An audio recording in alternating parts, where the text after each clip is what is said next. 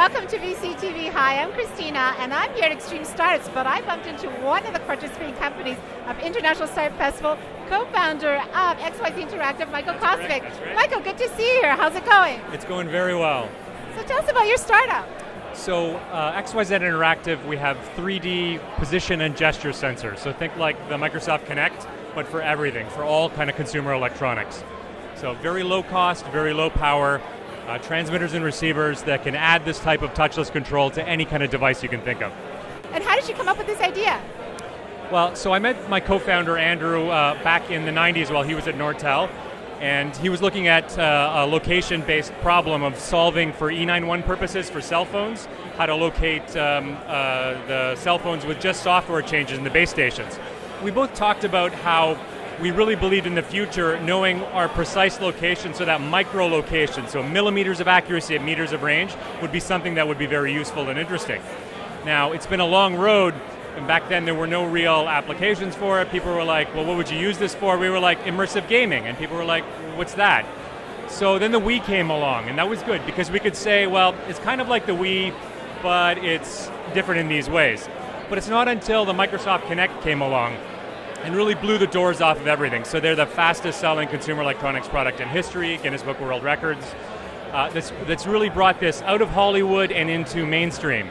So their success with the Kinect, Intel had a Gesture House commercial. This guy's going around his house controlling things without touching them. Google played a gesture mail joke for April Fool's Day. So, you know, one of the questions you really have to ask yourself as a startup, especially when you have an emerging technology, is are you too soon? Is it too early? So we believe definitely that the time is now. There's a whole bunch of technologies competing for this space. It's going to be a very big space, and we believe we have a really excellent position in that space. Now, how are you going to get your product out to market? Say again, sorry? And how are you going to get your product out to market? Okay, so we're a licensing company. We're a software company, so we license our technology to the OEMs. So we already have revenues from a few different verticals, and it's really about selling our technology. They design it into their products, those products show up in the market and get bought. So we're business to business rather than a business to consumer company. So what are you looking forward to at International Startup Festival coming up very soon? Well, yeah, no, it's pretty exciting to be selected as one of the dozen companies. And I think that with us, I mean, I'm always looking for customers. So first and foremost, for smart money, so investors that have a particular view or an insight or connections into their particular verticals to help me compress the sales cycle, accelerate our technology into market. So whenever there's a good kind of forum like that to be able to showcase our technology, we'll take it. And we should have some interesting demos that will be available to be shown to select people there at the show. So. Well, excellent. We look forward to seeing it there. So we'll see you at the International Startup Festival. Have a great day here today. Welcome to VentureCapTV. Hi, I'm Kristina, and I'm here with Jessica Alter, co-founder of Founder Dating, out in San Francisco, and we're just about to go and say hi. Hi, Jessica. Nice to meet you. Hi, Kristina. How are you? I'm fine, thanks. So tell us about your startup. Founder Dating is actually a pretty simple concept. It's an online network for entrepreneurs to connect with people to start their next project and company with. It's super high quality. We are invite only, so we really make sure that the quality is high and it's balanced. So right now we're doing technical startups. So 50% of our members are engineers. And we're really focused on removing the barrier for entrepreneurs to get started. So we think the biggest barrier right now is finding the right people. And I hear you're expanding. We are. We're expanding pretty quickly, actually. We're adding about a city a week. And even though we're an online network, we want to make sure that we're first in the places that have the strongest entrepreneurial communities. So we started in 6 cities, Seattle, San Francisco, LA, Austin, Boston, and New York. And we're going strong in all of those. And then a few weeks ago, we launched what we call our Unlock program. And basically we just said, you tell us where there's strong entrepreneurial communities. We don't want to pretend to know. And we really wanted to see the communities rally and be able to show us bottom up and be surprised. And we've had, I think, 6 cities so far, and several more that are very, very close, and 100 plus that have started trying. So it's been a crazy couple weeks, but exciting. It's a real problem for people.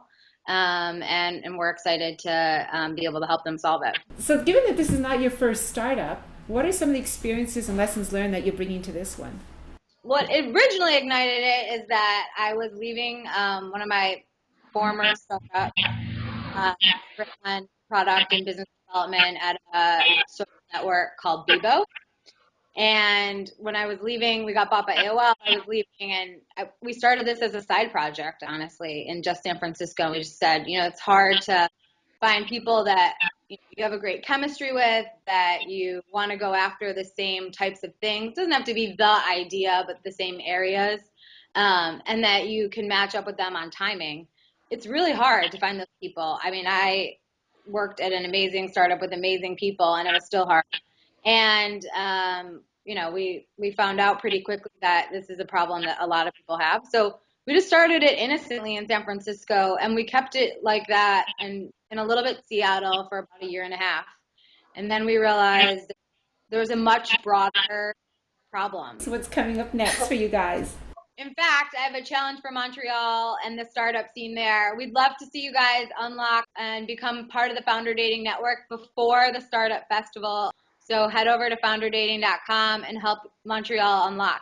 Excellent. Well, it's been terrific connecting with you, and we'll connect with you also on Founder Dating. Looking forward to seeing what happens. Thanks so much, Jessica, for your time. Welcome to VCTV. Hi, I'm Kristina, and I'm here via Skype with the co-founders of Switchcam, Chris and Brett. Hey, Chris and Brett, how's it going? Hi, good day. So you guys are in the Valley. How's things over there? That's right, we're in San Francisco. It's nice and sunny today. We had a good run of weather recently, but it's actually usually quite cold compared to our homeland, which is Australia.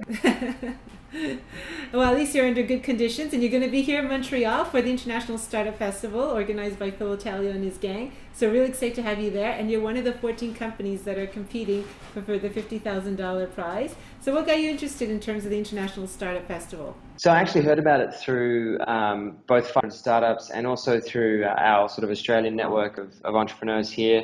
It's called Tech. And so we heard about it through that, and it sounded like a lot of fun. So tell us a little bit about your startup.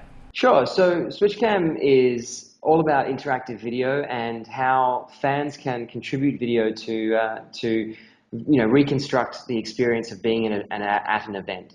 So we find all the videos that fans record. If you've ever been to a concert recently, you'll see thousands of people at the concert recording from different angles. And so we find all that footage. We analyze that footage, and then we reconstruct it so you can watch the event from multiple different camera angles. Is there anyone else out there who does something similar? There's a couple. Mostly people are focused on general video instead of aggregating video from different sources. We're looking at how we can work with video that's on YouTube, it's on Facebook, it's on Vimeo, or even private works. Switchcam, all those different areas have, all those different networks, have videos available. So most people who are competing with us are more looking at ways to build their own video library. What is the business model behind this investment? Sure. So there's a subscription licensing model, and the other is advertising. So essentially, taking Switchcam and using our core technology and running that on, different platforms, different media platforms for different brands is one model. The other model is advertising and sponsorships. So we just did a production with Brazil's largest beer brand, Skol.